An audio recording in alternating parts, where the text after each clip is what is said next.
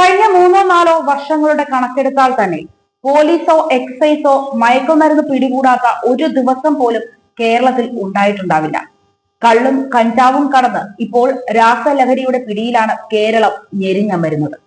നാട്ടിലെ സാധാരണക്കാരുടെ മക്കൾ മുതൽ വലിയ സിനിമാ താരങ്ങൾ വരെ ഇന്ന് അറിഞ്ഞുകൊണ്ടും അറിയാതെയും രാസലഹരിയുടെ പിടിയിൽ അകപ്പെട്ടിരിക്കുകയാണ്. യഥാർത്ഥത്തിൽ സർക്കാർ സംവിധാനങ്ങൾ കാര്യക്ഷമമായി പ്രവർത്തിക്കാത്തതാണോ, രക്ഷിതാക്കളുടെ ശ്രദ്ധക്കുറവാണോ ഈ പുതിയ തലമുറയെ ലഹരിയുടെ പിടിയിൽ ആഴ്ത്തുന്നതിന് കാരണം എന്നതിനെ കുറിച്ച് ചിന്തിക്കേണ്ടത് അത്യാവശ്യം തന്നെ. ഒരൽപ്പം പിന്നിലേക്ക് പോയാൽ മദ്യമായിരുന്നു കേരളം നേരിട്ടിരുന്ന ഏറ്റവും പ്രധാനപ്പെട്ട വെല്ലുവിളി. പക്ഷേ ഇപ്പോൾ മലയാളി തിരിച്ചറിയുന്നു, മദ്യ ഉപയോഗം ഒരിക്കലും രാസലഹരി ഉപയോഗം പോലെ ഒരു സാമൂഹ്യ വിപത്ത് സൃഷ്ടിച്ചിരുന്നില്ലെന്ന്. ഈ വിപത്തിന്റെ പ്രധാന കാരണം രാസലഹരി ഉപയോഗം വർദ്ധിച്ചു വരുന്നത് പ്രധാനമായും കുട്ടികളിലാണ് എന്നുള്ളത് തന്നെയാണ്. മുൻപ് അബ്കാരി ലോബികളും സ്പിരിറ്റ് ലോബികളും നാട്ടിൽ പ്രവർത്തിച്ചിരുന്നത് പോലെ ഇപ്പോൾ മയക്കുമരുന്ന് ലോബികൾ കേരളത്തിൽ ശക്തമായി പ്രവർത്തിച്ചു വരികയാണ്. വിദ്യാർത്ഥികളാണ് ഇവരുടെ പ്രധാന ഇരകൾ. വിദ്യാർത്ഥി സംഘടനകളുടെ നേതാക്കളെ പോലും മയക്കുമരുന്നുമായി പിടികൂടുന്ന കാഴ്ചകൾ നമ്മൾ കണ്ടു കഴിഞ്ഞു.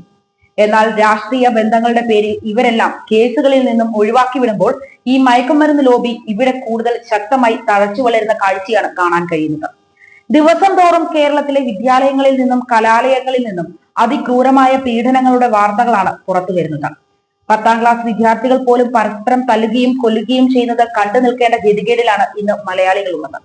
2022 ഒക്ടോബറിൽ 199.4 കിലോഗ്രാം ഹെറോയിനും 2023 മെയ് മാസത്തിൽ 2525.6 കിലോഗ്രാം ക്രിസ്റ്റൽ മെത്തുമാണ് നാർക്കോട്ടിക് കൺട്രോൾ ബ്യൂറോ നമ്മുടെ സ്വന്തം കൊച്ചിയിൽ നിന്നും മാത്രം പിടികൂടിയിരുന്നത്. ഇറാനിൽ നിന്നുമാണ് ഈ മയക്കുമരുന്ന് കേരളത്തിലേക്ക് എത്തിച്ചേരുന്നത്. രാജ്യത്ത് തന്നെ ഏറ്റവും വലിയ മയക്കുമരുന്ന് വേട്ടകളിൽ ഒന്നായിരുന്നു അത്. 15,000 കോടിയിലേറെ വില വരുന്ന ഈ രാസലഹരി കേരളത്തിലേക്ക് ഒഴുകിയെത്തുന്നത് തടയാൻ അന്ന് നാവികസേനയ്ക്കും NCBക്കും കഴിഞ്ഞു. എന്നാൽ ബംഗളൂരു അടക്കമുള്ള അന്യസംസ്ഥാന നഗരങ്ങളിൽ നിന്നും കേരളത്തിലേക്ക് റോഡ് മാർഗം എത്തുന്ന രാസലഹരിക്കടത്ത് തടയുന്നതിൽ കേരളം പലപ്പോഴും പരാജയപ്പെടുകയാണ് ചെയ്യുന്നത്. രാസലഹരിയുടെ തുടർച്ചയായ ഉപയോഗം ഹൈപ്പർ തെർമിയ, ശരീരത്തിലെ സോഡിയം അസന്തുലിതാവസ്ഥ എന്നീ പ്രശ്നങ്ങളിലേക്ക് നയിക്കാം. പതിയെ ഇവരുടെ വൃക്ക തകരാറിലാവുകയും മസ്തിഷ്ക പ്രശ്നങ്ങൾ ഉണ്ടാവുകയും ചെയ്യുന്നു. വിഷാദം, ഹൃദ്രോഗം എന്നിവയും രാസലഹരികൾ കൂടുതൽ കാലം ഉപയോഗിക്കുന്നവരിൽ ഉറപ്പായും ഉണ്ടാകുന്നതാണ്.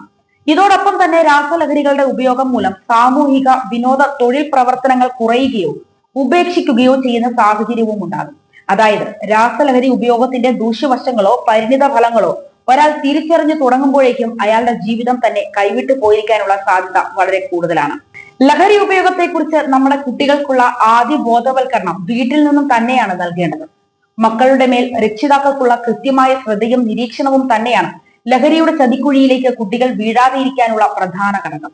വിദ്യാർത്ഥികൾ ഉൾപ്പെടെയുള്ളവരുടെ സുഹൃത്തുക്കളെ കുറിച്ചും സ്കൂളിൽ അടക്കമുള്ള മറ്റ് സാഹചര്യങ്ങളെ കുറിച്ചും രക്ഷിതാക്കൾ കൃത്യമായി ഉറപ്പുവരുത്തേണ്ടതാണ്. ലഹരിയുടെ ദൂഷ്യഫലങ്ങളെ കുറിച്ച് കുട്ടികൾക്ക് കൃത്യമായി തന്നെ പറഞ്ഞ് മനസ്സിലാക്കി നൽകുകയും വേണം.